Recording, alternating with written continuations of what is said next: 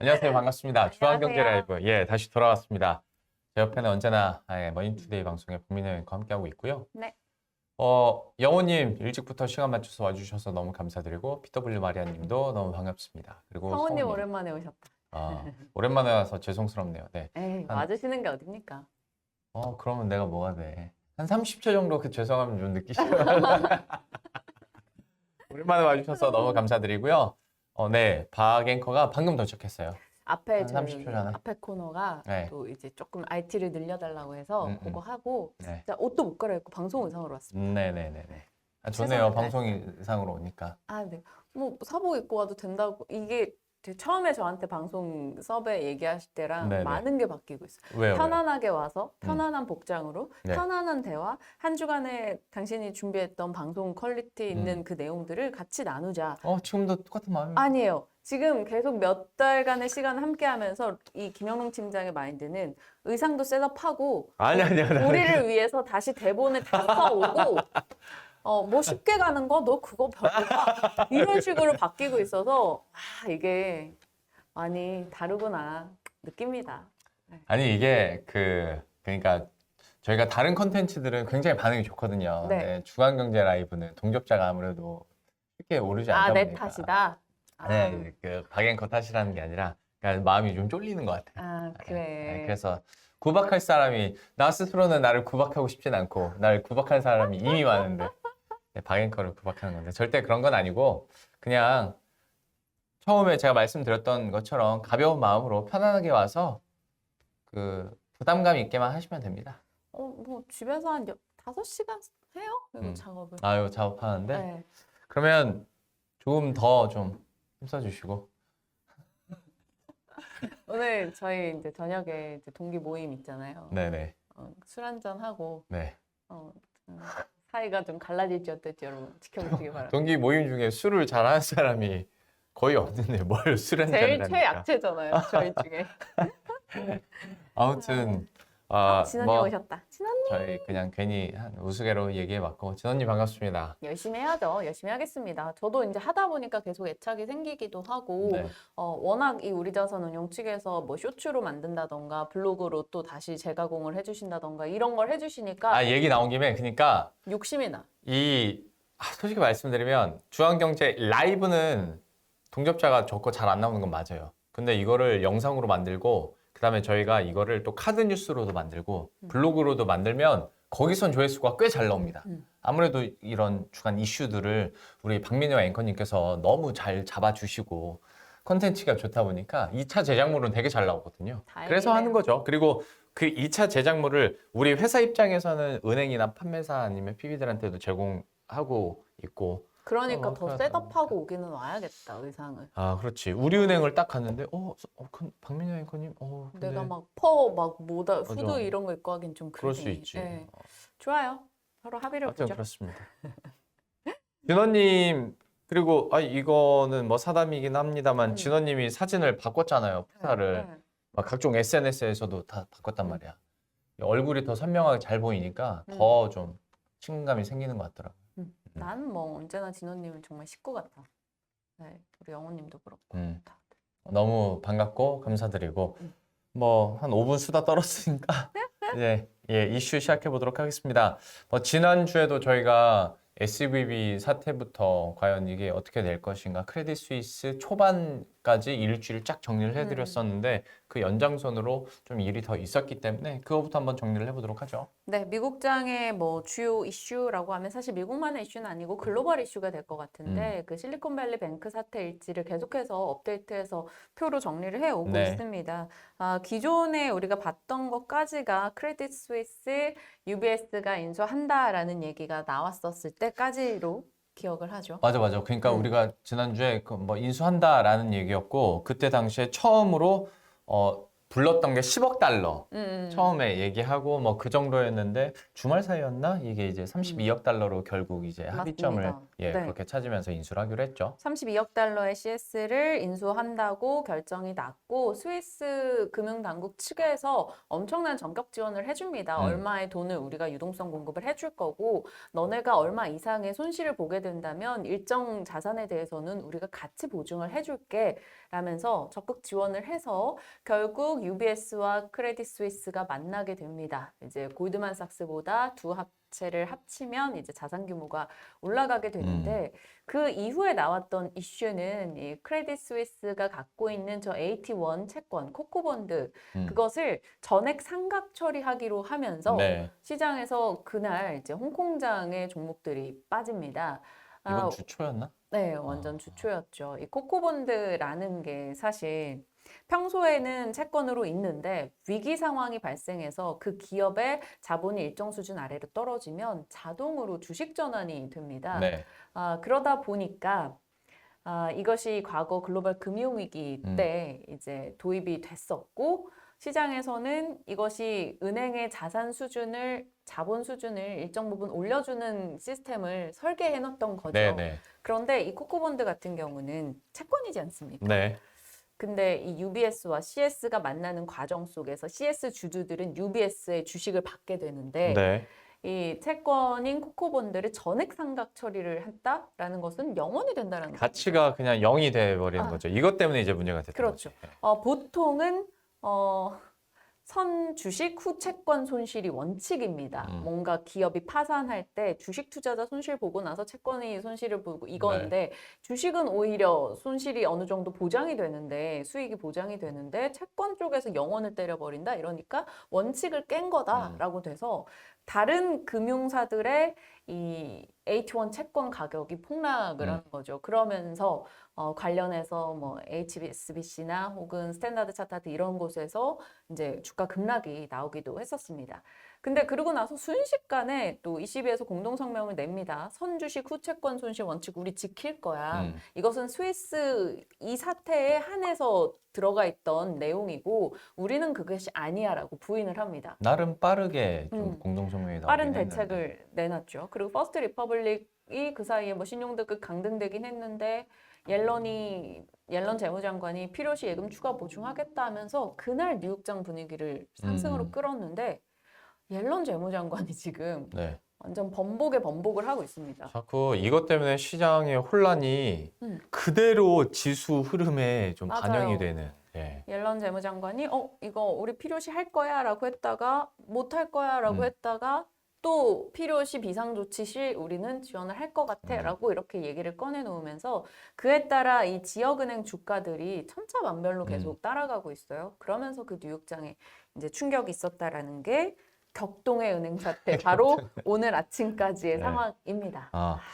보면 포인트나 어떤 이슈의 중심이 약간 좀 이렇게 변화하는 그러니까 이제 대응의 단계에서 이 대응들에 대한 방도가 어떻게 되느냐에 따라 좀 시장의 움직임도 달리 나타나고 있는데 시장에 진짜 직접적으로 이렇게 막 영향을 주던 1차 폭풍은 이제 지나간 것 네. 같고 그다음에 좀 어떤 워딩들로 인해서 시장이 움직일지 한번 지켜봐야 될 것 같은데 이 와중에 이제 우리 시간으로 어제 새벽이었죠. FOMC 회의 결과가 나왔고 뭐 예상대로 저희가 다음 주쯤에 그 박정호 교수님이랑 너네자산운용을 찍었는데 거기서도 잠깐 얘기를 했던 거지만 이미 예상됐었던 FOMC의 25bp 인상이 있었습니다. 관련 내용도 한번 정리를 해보죠. 네.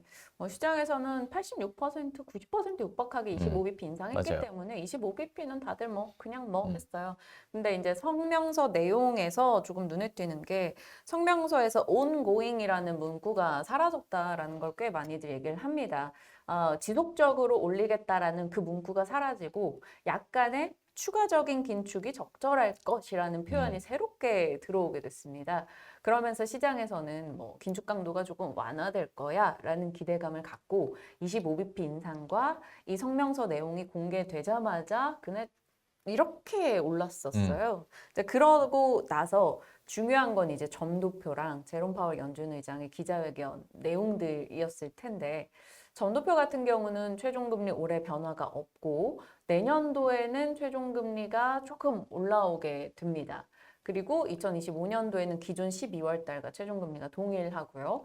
여기까지도 나름 소화가 가능했는데 제롬 파월 연준 의장의 기자회견에서 이제 멘트들이 조금 이슈가 됩니다. 네. 처음에는 금리 인상 일시 중단을 고려한다라고 해서 조금 더 탄력적인 흐름을 증시를 이끌었다가 후반에 갈수록 올해는 금리 인하 없다고 생각해야 한다. 혹은 뭐 2% 목표 달성 위해서는 긴축 정책을 해야 한다라는 또다시 긴축에 대한 코멘트를 내놓으면서 상승분을 그날 반납했고 장 막판에 옐런 장관이 앞서 전해드렸던 네. 대로 보증 지금 당장 전혀 고려하고 있지 않아라고 얘기하면서 그날 당시에 낙폭을 좀 키우기도 했는데 이게 일단 당일에는 뭐 뉴욕장 하락으로 촉발이 됐습니다. 그런데 우리 장에서는 이 영향을 거의 소화해냈어요. 2차 전지 파워로 소화를 맞아, 했고 맞아. 그 다음에 밤사이 또 하루 사이에 진행된 뉴욕장에서는 파월은 금리 인하가 없다고 했지만 금리 인하할 거야 라는 식으로 해석이 됐습니다. 그래서 지금 CME 페드워치상으로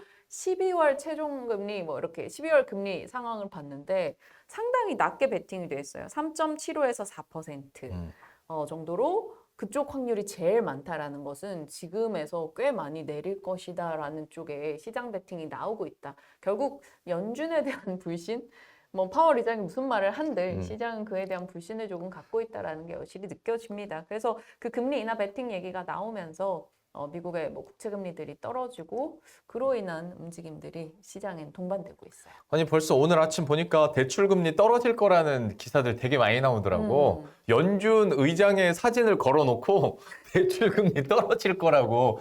연준 의장은 그런 얘기를 안 하는데도 연내 금리 인상 안 할 거라고 하는데도 이제 그런 시장의 반응들이 나오는 거 보니까 역시 시장은 그렇게 해석하고 있고 누가 더 똑똑한지는 뭐 역시 계속 지켜봐야 되는 그렇죠. 그런 상황이긴 합니다. 이렇게 얘기를 듣다 보니까 문득 든 생각이 우리 다음 FMC, 다음에는 그게 안 나오겠구나. 점도표 나올 때, 그리고 새로 업데이트 될 때 점도표 보는 것도 같이 이렇게 알려드리면서 하는 것도 좋지 않을까 싶어요. 맞아. 왜냐면 점도표 볼 때마다 헷갈려 하시는 분들도 있고 아예 그러니까 표라는 게 딱 보면 그래도 이게 뭘 의미하는구나 라는 걸 알 수 있는데 점도표는 안 알려드리면 뭐야 이거 우리도 처음에 이랬잖아. 뭐야? 나 처음에 글쎄 좀 부끄러운 얘기긴 하지만 한 3년, 4년 차 때까지 볼 때마다 다시 찾아봤었어. 이거 어떻게 보는 거였지? 맨날 까먹는 거야. 그들이 이렇게 점을 찍고 들어가는. 왜 근데 그런 식으로 만들지 시스템을? 연준한테 물어봐요. 그 막대 그래프도 있고 이런데 왜 네. 굳이 이 점? 근데 뒷관적이잖아 대신. 그래? 어디에 분포가 많이 됐는지도 확 알고 어떤 느낌인지가 딱 나오니까 그거는 좋은 것 같은데 아무튼 썩 직관적이진 않으니 언제 다시 같이 보면서 알려드리는 것도 좋겠다라는 다음 생각 한번 점도표 해봤습니다. 나올 때 저희가 할게요. 얍얍. 자, 시장은 이런 SBB나 FMC 이슈가 있었음에도 불구하고 막상 이번 주를 돌아보면 좋았어. 괜찮았어요. 나스닥은 오히려 월요일 대비해서 지금 이번 주 마지막 거래일 하나 남았죠. 내일 새벽까지는. 아무튼 4거래일간 오히려 올랐고 다우도 소폭 정말 소폭 내준 상황, 그 FOMC 나온 날 옐런 장관 발언으로 인해서 낙폭이 좀 컸었는데 그래도 전반적으로 괜찮습니다. 시장의 명확한 한 주간의 특징은 이 실리콘밸리 뱅크 사태나 크레딧 스위스 이슈 금융권의 문제가 딱 발생하고 대두가 돼서 걔네가 빠지면 무조건 메가테크가 올라가고 그쪽에서 자금이 예를 들어 금융권 쪽에서 올라가게 되면 메가테크 탄력은 또 떨어지면서 계속해서 서로 시소를 합니다. 재무제표가 탄탄한 쪽으로 자금이 올라갔다가 또 많이 빠졌으니까 뭐 매수세 이런 식으로 들어오는 그 자금의 싸움이 있었고 그 가운데서 서학개미들이 정말 신기한 게 2주 동안 이 퍼스트 리퍼블릭 같은 미국의 지역은행 종목들을 엄청 사들였다는 거야. 테슬라 소화개미가? 테슬라 그러니까 우리나라 베팅, 사람들이? 맞아요. 테슬라 베팅 금액의 3배 정도를 이쪽으로 넣었다고 합니다. 와, 정말 대단한 멋있어. 야수의 심장 다이나믹 가진 코리아. 분들이 이야, 정말 진짜. 많습니다. 테슬라가 항상 일이 먹을 때도 야, 진짜 대단하다라는 생각을 솔직히 전 하거든요. 근데 야, 지방 그 은행들을 산다고. 정말 야, 대단한. 멋있어. 그리고 미국장에서 특징주는 언제까지 이쪽이 특징주일지 모르겠지만 국내에서는 그래도 쏠림을 보이는 섹터가 뭐 AI, 로봇, 2차 전지 좀 다양했다면 네. 미국에선 명확하게 AR밖에 없습니다. 그래서 AI 반도체 대표 주자인 엔비디아가 9거래일 연속해서 올라갔고 엔비디아가 올해 비트코인보다 많이 올랐대요. 제가 오늘 오기 직전까지 한번 수익을 계산을 해보니 한 86% 정도 올랐습니다. 엔비디아. 과연 이 엔비디아 언제까지 올라가게 될지 그것도 좀 관전 포인트로 보시면 좋을 것 같아요. 결국 엔비디아를 예. 팔면 안 됐었는데. 엔비디아 그러니까 처음에 자율주행 처음에 막 소개되고 아다스 얘기 한창 나올 때 그때 엔비디아로 그러니까 수익이 꽤 좋았는데 야, 이 정도 이렇게 계속 갈 줄은 몰랐네요. AI 반도체가 또 촉매제가 돼줬고 음. 이번 주 미국장에 제가 개인적으로 생각하는 특징은 엔비디아도 엔비디아지만 기존의 마이크론이라던가 램리서치, 케일리 이런 반도체 굵직한 장비주. 장비주들이 그래도 그 전 혹은 그 전달보다 조금은 나은 흐름들이 나오고 있다. 오늘 새벽에 이제 마이크론이 5% 오르면서 반도체 바닥 신호 나왔다 이런 얘기가 있었거든요. 네. 반도체 쪽 분위기들이 2주 사이에 꽤 많이 좋아지고 있다는 걸 우리가 인지해야 되고 오늘 새벽에는 뭐 넷플릭스 9% 상승, 오늘장의 콘텐츠주들의 강세를 국내에서 이끌어내고 있다. 요게 이제 한 주의 미국장 특징. 아, 넷플릭스. 가는 오늘 겁니다. F1 시리즈 시즌 5 공개됩니다. F1이 뭔데요? F1이 자동차 경주 몰라요? 어, 아, 보시는 분들 있을 것 같은데. 남자분들이 우리 시청자분들 중에 많으니까. 진짜 재미있는데. 진원님 몰빵의 민족. 야 요즘에 우리 배달의 민족이 아니라 배터리 민족이라고 배터리. 얘기 많이 나오더라고 정말. 배터리 민족 얘기 나온 김에 국내 주식 하죠. 국내 그렇죠. 증시는 진짜 배터리가 아니 그러니까 거래량은 작은 종목들이 하루에 량이 올라가는 건 맞아. 거래 대금은 삼성전자가 뭐 1등 하든지 아니면 시총 상위주들이 항상 이렇게 하는데 요즘에는 야 배터리 약간 소재 부품 그리고 뭐 종목명이니까 그냥 얘기 드리면 금양 유튜브에 영상만 올라가도 주가가 뛰는 현상들도 나타나고 있고. 아, 이거 지금 좀 민망한 얘기인데 여러분, 시청자분들, 우리 멤버들이니까 말씀드리자면 요즘에 다들 그렇게 방송국 사람들이 모든 썸네일 제목에 에코프로를 넣어. 에코프로를 그렇지. 넣으면 조회수가 너무나 맞아, 순식간에 맞아. 팍 올라가니까 인정. 우리도 사실 그런 거 좀 몇 번 했어. 그런 에코프로를 좀 월투데이 방송 많이 하죠. 그렇죠. 근데 우린 양심적으로 안 했는데 이게 다른 코너에서 에코프로를 넣고 조회수가 막 너무 잘 나오니까 우리도 좀 해봐 이런 마음이 드는 거야. 그래가지고 최근에 좀 오늘 아침 것도 사실 넣긴 했거든.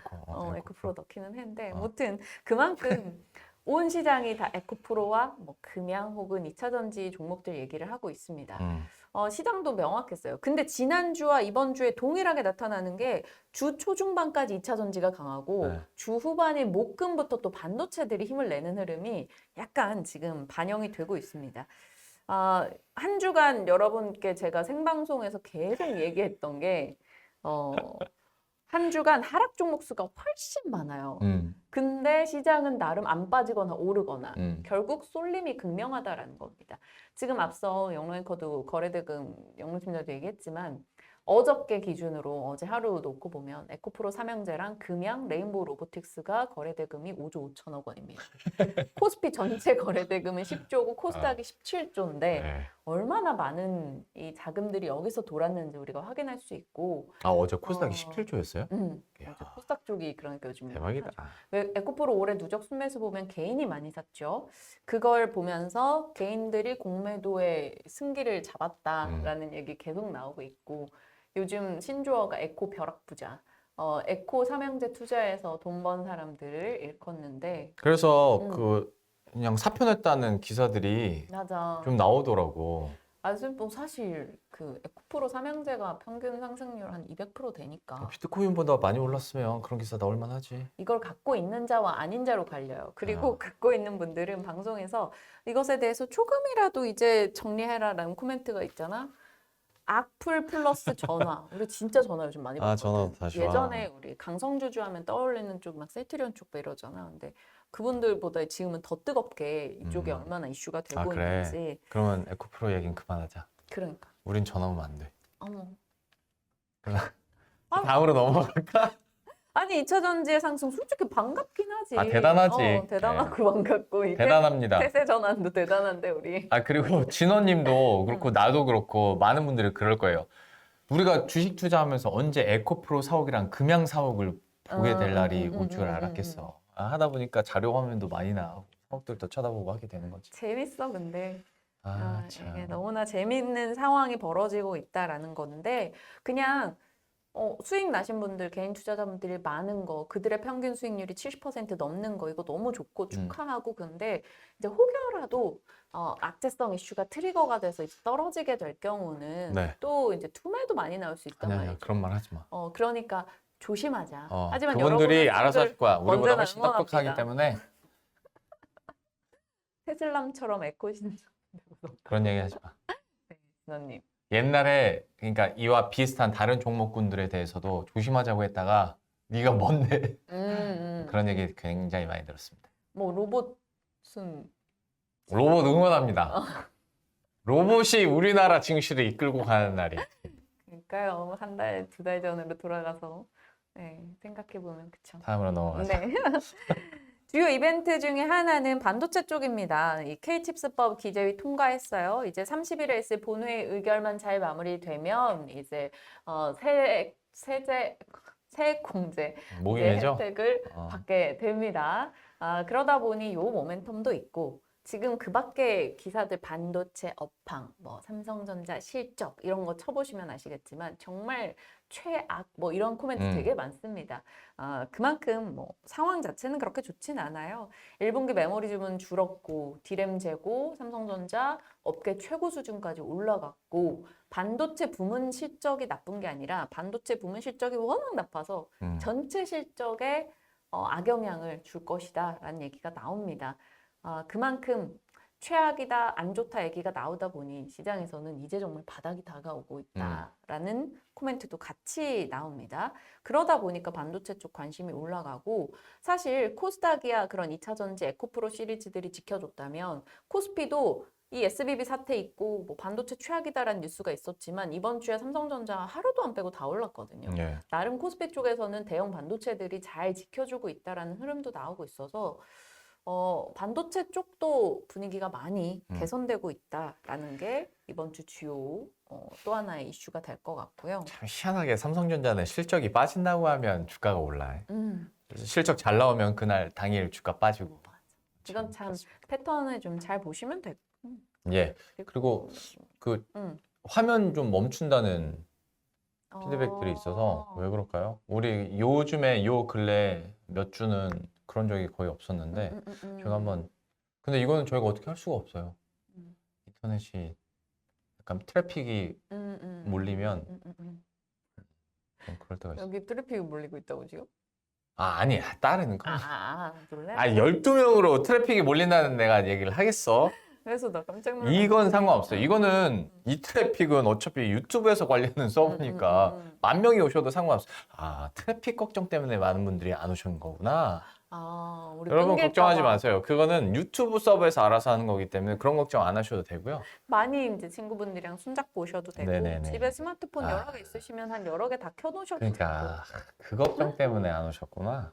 다음 주부터는 말씀 하세요. 되고 정말 희망회로 대단합니다. 네네. 그리고 또 하나가 저출산 종합대책이 나올 거다라는 기대감이 지금 좀 있어요. 아가방 컴퍼니 가나요? 막 꿈비 이런 종목들 진짜 이 시장에서도 약간 트렌드가 있는데 요즘에는 저출산 종목하면 아가방 컴퍼니 안 하고 꿈비. 그러니까 내가 너가 퇴사하기 있을 때 너가 있을 때는 아가방 미안합니다. 컴퍼니. 시장 업데이트가 좀 느려요. 여기서 딴 걸 하나 딴 일을 하다 보니까 이렇게 난임 정책을 좀 강화해줄 아, 난임. 라는 얘기도 있고 재택근무 할 수 난임. 있게끔 만들어주겠다 제대로 뭐 그런 얘기도 있고. 알소프트. 맞아요. 육아 관련주에서는 재택도 뭐 있지? 꿈비, 캐리소프트, 뭐 SAMG 엔터 이런 것들 많이 거론이 됩니다. 어떤 내용이 나올진 모르겠으나 어찌됐건 우리 합계 출산율 0.78보다 더 떨어질 것 같다라는 전망이 압도적이고 이게 세계적으로 관심을 엄청 집중하고 있는 내용입니다. 우리보다 세계에서 더 많이 정말 우리가 최악의 이 상황까지 맞아. 치닫고 있다 보니까 저출산 대책 관련한 내용이 좀 세게 나올 수 있다. 그렇다면 관련해서 뭐 어떤 산업이 좀 수혜를 받게 될 것인지 장기적 혹은 단기적으로 좀 이제 내피셜로 생각해 보시는 것도 도움이 되지 않을까 싶어요. 저 진짜 몰라서 여쭤보는 건데 지금 저기 육아 관련주에 꿈비 진원님이 꿈비하고 하하하 하셨는데 왜? 꿈비 왜? 뭐 있어요? 꿈비 흐름이 너무 좋았어서 올해. 아, 너무 좋았어가지고. 꿈비도 올해 신규 상장, 올해가 아니고 아무튼 날짜가 정확히 기억이 안 나요. 몰랐어. 신규 상장 종목인데 어. 이 종목도 정말 좋은 흐름을 보이고 있고 음. 지금도 신고가 도전 중. 예전에 중. 꿈비를 봤을 때 그냥 되게 이름 예쁘다 정도만 생각했었거든요. 아, 엄청 많이 올랐구나. 몰랐습니다. 죄송합니다. 그리고 특징 주로 본다면 뭐 많죠. 2차 전지도 있고 반도체도 치고 나오니 다 특징 주고 한데 저는 OLED 쪽 OLED. 보고 싶은 게 정말 무슨 어떤 이슈가 나와도 오르지 않던 게 OLED였어요. 주성NG, LG 디스플레이 뭐 지난해도 그렇고. 근데 이쪽에서 미리 매를 좀 맞고 나름 감산도 좀 많이 해놓고 해서 이제서야 조금 빛을 본다라는 기대감들이 꽤 나오고 있습니다. 이 애플에서 아이패드 이제 OLED 탑재 얘기가 나오면서부터 이제 관심을 좀 촉발시켰는데, 애플 아이패드는 스마트폰 면적보다 한 5배? 그러니까 사실 이게 계속해서 잘 팔리게 됐을 경우 뭐 아이패드 얼마나 팔리겠어? 라고 하기에는 생각보다 그게 꽤 많을 맞아. 수 있고, 이번에 아이패드나 맥북 등에 들어가게 되는 이 기술력으로 봤을 때는 기존의 소재량보다 2배 정도 더 들어가는 구조가 됩니다.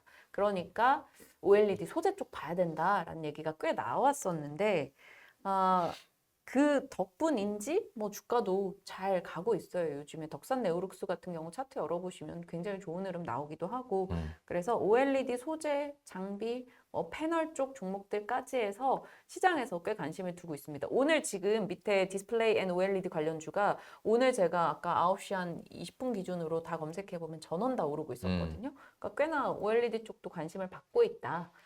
반갑다. 눌렸던 섹터에서 올라와줘서 요 정도 생각할 수 있겠네요.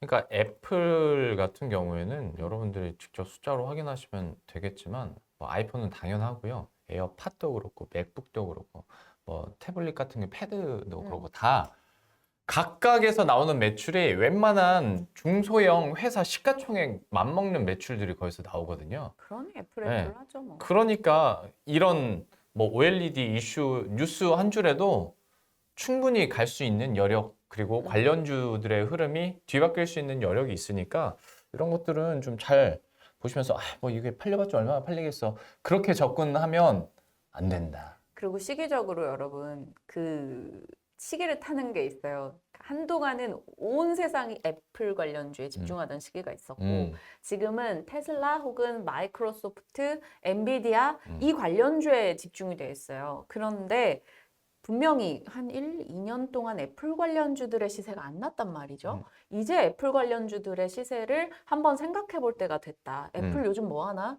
이 애플 관심이 요즘 뭐 간다고. 하나? 애플 요즘 애플페이 하지. 애플페이 하는 날 제가 아침에 카톡을 보냈죠. 애플페이 국내 상륙했다는. 여러분 저도 돼요 이제. 뭐 써본 적 있어요? 아니요. 왜냐 어제 설치했어요. 이 갤럭시 유저들은 벌써 한 뭐 수년 전부터 하던 이제 저기를 신기하죠? 네. 네, 지가 안 들고 다녀도 되고. 아니요, 전 들고 다녀요. 어, 저희 회사 출입카드도 찍어야 그래요, 되고 그래요. 해가지고. 아무튼 애플 쓰시는 분들 너무 축하드립니다. 병재님 어서 오세요. 뱅드님 어서 병재님 오세요. 오랜만에 뵙는 거 맞죠? 그런 지난주 안 느낌. 오셨죠? 다 기억하고 있습니다. 자, 그리고 다음 주 일정 갈까요? 다음 주 일정도 준비하셨어요? 그럼요. 이것도 얼마나 열심히 주 준비했는데. 일정 뭐가 있습니까? 일단 월요일 상장주들이 있어요. 월요일에 하나리츠가 신규 상장을 합니다. 그리고 목요일에는 GI 이노베이션이라고 차세대 면역 치료제 업체 또 신규 상장을 하고 있고 저는 개인적으로 주목하고 있는 건 수요일 미국의 마이크론이 실적을 내놔요. 반도체 업계 실적 풍향계라고 여겨지고 네. 지금 마이크론 오늘 5% 오르기도 했고 이래서 이날 앞으로 가이던스를 어떻게 내는가가 상당히 중요하겠다라는 그렇죠. 느낌을 네. 받았습니다. 만약 저기 앞으로 가이던스 좋게 나오잖아요. 그러면 반도체 상승이 계속 이어질 수 있지 않을까 기대감이 있고 금요일에 중국의 제조업, 비제조업 PMI 이제 중국의 데이터가 나오는데 요 중국 데이터, 중국 모멘텀이 시장에 지금 먹히질 않고 있단 말이죠. 근데 요 날 또 어떻게 나오는지도 보면서 그게 잘 나오게 된다면 또 중국 맞아. 모멘텀도 이제 좀 눌려 있었으니까 반영이 될지 보시고 목요일에 미국의 4분기 GDP 확정치 나옵니다. 뭐 수정치, 잠정치 나오고 확정치 나오는 건데 내용 어떻게 나오는지 미국의 전망 네. 뭐 그 정도는 체크가 가능할 것 같네요. 친절하게 다음 주 일정까지. 음. 이게 써본 사람은 이제 아는 건데 앞에서 지난 이슈들은 자료를 이렇게 수집하는 게 용이한데 다음 주 일정은 사실 이게 별거 아닌 것 같은데 이거 준비하는 게 되게 좀 까다로워요. 맞아요. 다음 주 일정 아직 뭐 기사 나온 것도 없고 자료가 안 나온 것들도 있고 하다 보니까 이건 다 발품팔아서 그리고 그냥 원래 알고 있던 기본 지식으로 막 때려 넣어야 되는 건데 아주 좋습니다. 계속 부탁드리고요. 네. 병진님 지난주에 인터배터리 현장 가느라 방송 못 인터배터리 보셨다고. 다녀온 분들 정말 진짜 많으시더라고. 많겠다. 인터배터리에서도 배터리 얘기도 정말 많았는데 이대호 편집장 혹시 보셨어요? 거기서 라이브 하는 것 같던데. 아니 병진님 그러니까. 인터배터리 간 사람이 되게 많더라고. 그러니까 그리고 거기에서 삼성 SDI가 음, 전고체 배터리를 또 막 맞아. 얘기하긴 했는데 자 시간상 네 맞아요 시간상. 넘어가겠습니다. 전고체 배터리를 잠깐 또 준비를 박앵커가 하긴 했는데 아 진호님 꿈비 우리 언급하고 급등 중이라고 주간경제 라이브의 파워가 여러분 놀랍습니다. 12명이 얼마나 사고 있는 거예요? 이 얘기는 다음으로 넘겨야겠다. 내가 머니투데이 방송이 있었으면 막 우리 막 보시고 하겠는데 여기는 이제 금융권 채널이기 때문에 말 조심해야 됩니다. 네. 네네 알겠습니다. 이런 현상이 나타나는 정도로 나 정말 부담스러워서 못하겠네. 아 그러게 네. 나도 적응이 안 되네. 네네 다음으로 얼마나 지금 나 이렇게 겸손하고 이렇게 캄다운하는 거 느껴져? 겸손이 아니고 그냥 되게 안 됩니다. 이런 얘기 하시면 안 돼요. 여러분 하지 마세요. 리포트로 넘어갑시다. 저 혼자 즐기겠습니다. 자 리포트는 무인경제라는 제목이고요. KB에서 냈습니다. 김동섭, 김준섭 연구원이 축하드립니다. 오! 대한민국 탑티어 앵커에게 픽받은 네, 무인경제 정말. 리포트. 이 3월 10일경에 무인경제 1이 있었고 네. 지금 나온 건 2인데 스마트 공장 피할 수 없는 대세라는 겁니다. 뭐 간략하게만 좀 보죠. 페이지 두 번째 장에 그림 1 한번 보여주십시오. 거기 보면 앞으로 기업들은 끊임없이 생산성을 올리는 것에 대해 고민을 할 수밖에 없다. 단기적으로는 원재료 가격이 변동을 하기 때문에 그것을 방어하기 위해서 장기적으로는 앞서 우리 출산율 얘기했지만 인구가 줄고 있다. 그래서 어찌됐건 인건비 절감이라던가 이런 노동력 문제에 대해서 계속 고민을 하게 되니 생산력을 올리기 위해서 이제 스마트 팩토리로 구축해 나가야 된다라는 겁니다. 스마트 공장. 너무 다행이야. 왜? 그 로봇 로봇. 안 좋다고 했을 때 대신 스마트 팩토리는 괜찮아요. 스마트 팩토리의 근간이 로봇이지. 네. 그래서 산업용 로봇이랑 스마트 팩토리로 물을 탄 게 난 지금도 너무 다행이라고 생각합니다. 아무도 그걸 기억하지 못할 건데 본인이 지금 너무 압박을 스스로 받고 있습니다. 스스로의 네. 위안이지. 자, 그 국내 생산 가능 인구 추이를 보시면 뚝뚝 떨어지는 것을 저희가 확인할 수가 있죠. 그러니까 생산성 개선을 고민하기 위해서 스마트 공장 쪽으로 가게 될 것인데 지금도 사실 스마트 공장들이 꽤 많이 있습니다. 그런데 스마트 공장의 레벨을 봤을 때 지금의 스마트 공장 레벨이 아직 높지 않다라는 여기에도 거예요. 레벨이 이렇게 나눠지는구나. 네, 우리 막 자율주행 레벨처럼 네. 스마트 공장 레벨도 나눠집니다. 페이지 네 번째 장에 스마트 공장 수준에 대한 이야기가 들어가 있는데 그 표를 보면 지금은 뭐 생산 정보나 모니터링하고 데이터 관리하는 정도 수준입니다. 네. 근데 우리가 원하는 건 이 정도가 아니죠. 설비 가동률, 뭐 공정 불량률이 본격적으로 개선되기 위해서는 이 레벨 4, 레벨 5까지 올라가는 걸 기대하고 있는 겁니다.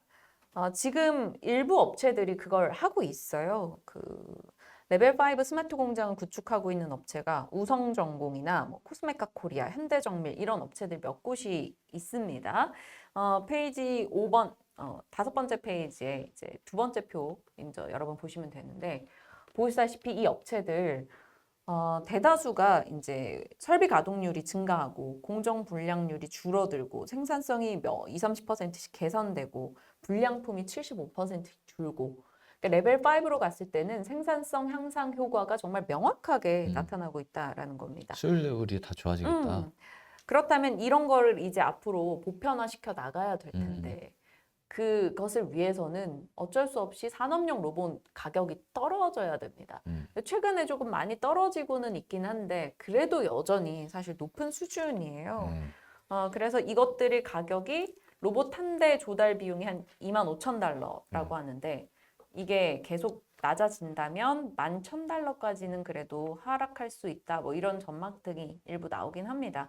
만약에 가격이 떨어지게 된다면 지금 일본을 비롯해서 산업용 로봇 강자들은 그때부터는 이제 P전쟁이 아니라 Q전쟁으로 가서 그렇지. 가격 낮춰서 쫙 풀어가지고 이제 매출을 올리겠다 이런 식의 방향이 나올 거라서 그렇게 된다면 산업용 로봇은 당연한 거고 그때부터는 이 스마트 공장이라는 게 로봇만 갖고 돌아가는 게 아니잖아요. AI와 뭐 5G 네트워크 이런 뭐 6G가 됐든 통신망이 구축이 돼야 되기 때문에 그때 이런 쪽이 더 주목받게 되면 이제 못 간 후발대에서 갈 수 있다. 약간 이런 맥락이에요. 그래서 이 리포트에서는 LG전자, 뭐 KT의 긍정의 시각을 내기도 하는데 시간 두고 한번 볼만하다라는 생각이 들었습니다. 시장이 커지면 당연히 가격은 떨어지는 거고 삼성전자 같은 인류 기업들도 수율이 안 나와가지고 막 뭔가 제품 출시가 미뤄지는 경우들이 있고 막 그럴 정도인데 네, 스마트 팩토리 5단계까지 진짜 진행이 된다면 이 문제가 혁신적으로 좀 풀릴 수 있어서